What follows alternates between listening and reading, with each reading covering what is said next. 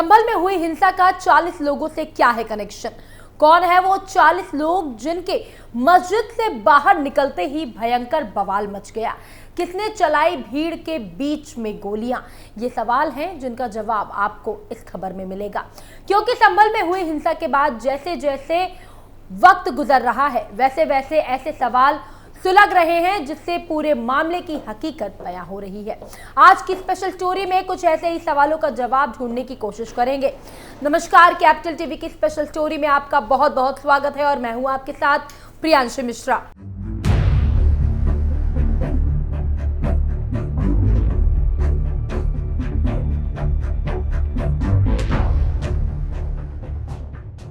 सच ज्यादा दिनों तक नहीं छिप सकता और यही हाल संभल में है इस वक्त, क्योंकि धीरे धीरे अब सारे राज खुल रहे हैं और सभी का चेहरा बेनकाब हो रहा है।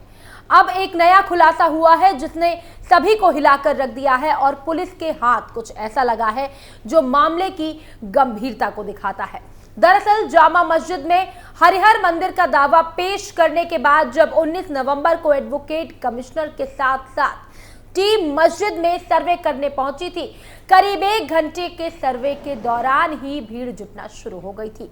कुछ लोग मस्जिद के अंदर भी पहुंच गए थे, बाहर भी भीड़ लगने लगी थी, लेकिन नमाज का समय बताकर लोग अनाधिकृत रूप से अंदर जाने की कोशिश कर रहे थे।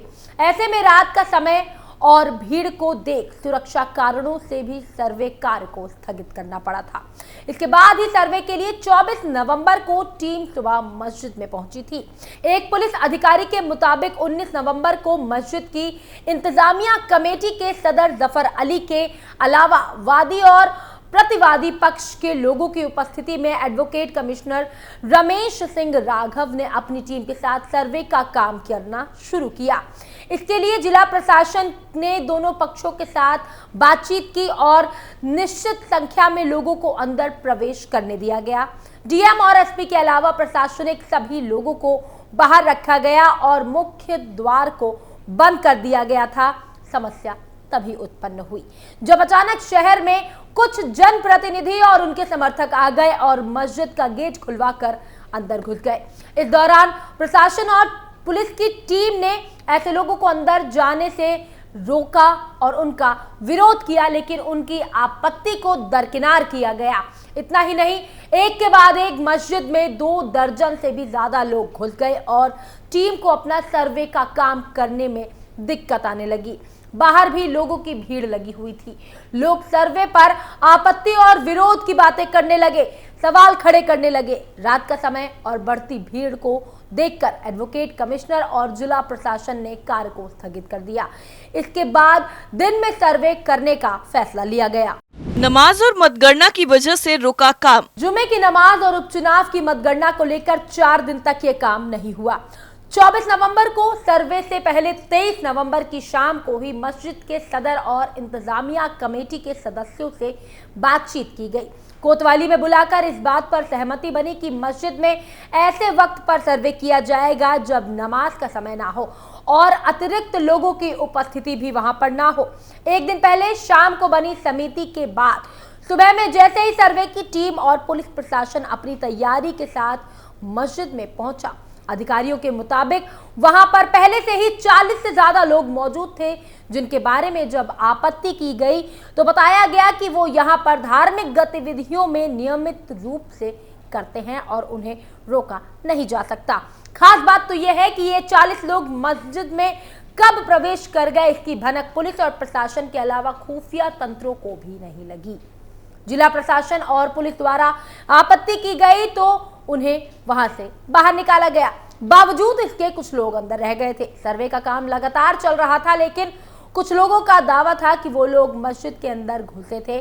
जैसे ही वो बाहर आए, वो भीड़ में शामिल हो गए और उनके बाद भीड़ उत्तेजित होने लगी। ऐसा दावा है कि उन्हीं के कारण मस्जिद के वजू खाने में पानी निकल जाने की सूचना बाहर दी गई और मस्जिद में खुदाई की बात को भी वायरल किया गया, क्योंकि अंदर चल रहे कार्य की भनक बाहर के लोगों को नहीं थी। डीएम और एसपी के अलावा अन्य सभी लोगों के फोन को बाहर ही जमा कर लिया गया था। मोबाइल से वीडियोग्राफी करने पर हुई थी कहासुनी। सर्वे के पहले चरण के अंतर्गत 19 नवंबर को एक और जहां टीम अंदर सर्वे का कार्य कर रही थी, वहीं सदर विधायक इकबाल महमूद के बेटे सोहेल इकबाल की उपस्थिति के बाद भी स्थिति आपत्तिजनक हो गई थी, क्योंकि वो अपने मोबाइल से मुख्य द्वार और अगल बगल और सर्वे की टीम का वीडियो बनाने लगे थे।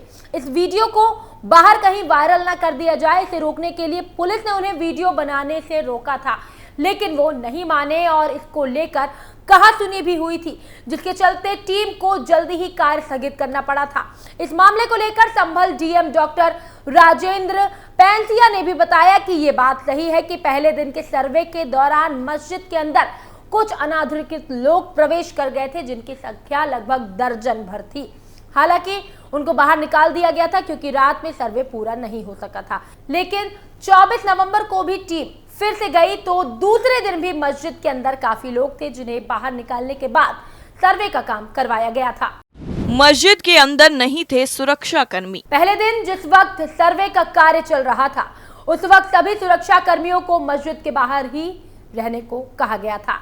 यहां तक कि पुलिस अधीक्षक के पीआरओ, कैमरामैन से लेकर अन्य सुरक्षा गार्ड भी बाहर रहे। डीएम के साथ भी रहने वाले स्टाफ को बाहर रखा गया। चिंता की बात तब हुई जब मस्जिद का गेट अंदर से बंद किया गया, लेकिन तमाम लोग अंदर पहुंच गए थे।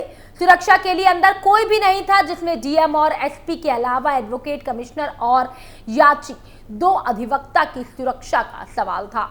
दंगाइयों ने चलाई थी 41 राउंड गोलियां। इतना ही नहीं, यूपी के संभल में हुई हिंसा मामले में एक और बड़ा अपडेट सामने आया है। इस हिंसा के दौरान दंगाइयों ने 41 राउंड गोलियां चलाई थी। पुलिस ने 41 खाली कारतूस स्पॉट से बरामद किए हैं। यूपी पुलिस की फॉरेंसिक टीम ने खाली कारतूस बरामद किए हैं और इस दौरान 12 बोर तमंचे के 21 खोखे, 32 बोर तमंचे के 11 खोखे और 315 बोर तमंचे के 9 खोखे भी बरामद किए गए हैं। और इसी के साथ पुलिस ने आरोपियों के 5 से तमंचे भी बरामद किए हैं। हाल ही में इस मामले में पुलिस ने एक और आरोपी फरहत को गिरफ्तार किया। ये बहुत बड़ी गिरफ्तारी मानी जा रही है, क्योंकि दंगा हो जाने के बाद इसने एक वीडियो बनाया और वो सोशल मीडिया पर वायरल करवाया, जिसमें इसने कहा कि हिंदुओं को मार दो। आपको बता दें कि संभल में जामा मस्जिद के सर्वेक्षण के दौरान हिंसा भड़क गई थी। इस हिंसा में 4 लोगों की मौत हो गई थी, जबकि एक उप जिलाधिकारी समेत कम से कम 25 लोग घायल हो गए थे। संभल में पुलिस एक्शन पर बोले योगी के मंत्री। वहीं दूसरी तरफ संभल में हुई हिंसा पर यूपी सरकार के मंत्री नितिन अग्रवाल ने तीखी प्रतिक्रिया दी है। उन्होंने कहा कि सामने से जैसे पहल होगी उसी भाषा में जवाब दिया जाएगा।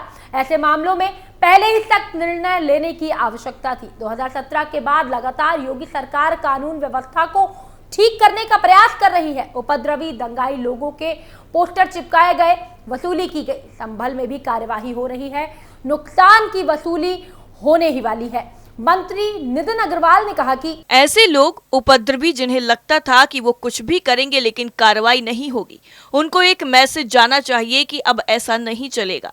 जैसी पहल सामने से होगी वैसा जवाब उन्हीं की भाषा में दिया जाएगा। वहीं सपा सांसद हरेंद्र मलिक के बयान पर नितिन अग्रवाल ने कहा कि उनकी टिप्पणी बहुत गैर जिम्मेदाराना है। वो मुजफ्फरनगर के सांसद हैं, लेकिन शायद भूल गए हैं कि 2013 में उन्हीं की सरकार में मुजफ्फरनगर में दंगा हुआ था। क्या उस वक्त भी पुलिस वालों ने दंगा कराया था या डीएमएसपी ने भड़काया था? सपा सरकार में थी, दंगाइयों की संपत्ति पर क्यों नहीं कुर्की की गई? दरअसल संभल मामले में हरेंद्र मलिक ने पुलिस प्रशासन पर लापरवाही का आरोप लगाया। उन्होंने कहा कि पुलिस ने लोगों को समझाने के बजाय उकसाया।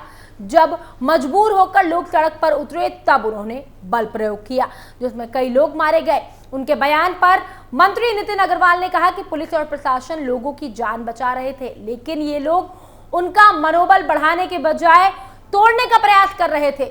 मगर ये भूल गए थे कि सपा सरकार नहीं, यहाँ बीजेपी की सरकार है। वहीं सपा नेता माता प्रसाद पांडे ने भी बयान दिया है कि पुलिस 2 असलाहे रखती है, एक सरकारी और एक पर्सनल वाले से फायरिंग करती है। पर नितिन अग्रवाल ने कहा कि माता प्रसाद को इतना ही अविश्वास है यूपी पुलिस पर तो उन्हें तुरंत अपनी पुलिस सुरक्षा छोड़ देनी चाहिए।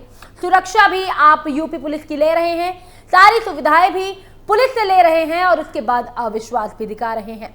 सारी चीज एक साथ नहीं हो सकती। आप नेता प्रतिपक्ष है, जिम्मेदार पद पर है, आपका सोच कर बोलना अनिवार्य है। फिलहाल इस मामले पर जिस तरह से नए नए अपडेट आ रहे हैं वो सभी हैरान करने वाले हैं। स्पेशल स्टोरी में फिलहाल इतना ही। बाकी तमाम बड़ी खबरों को जानने के लिए आप देखते रहिए कैपिटल टीवी उत्तर प्रदेश। नमस्कार।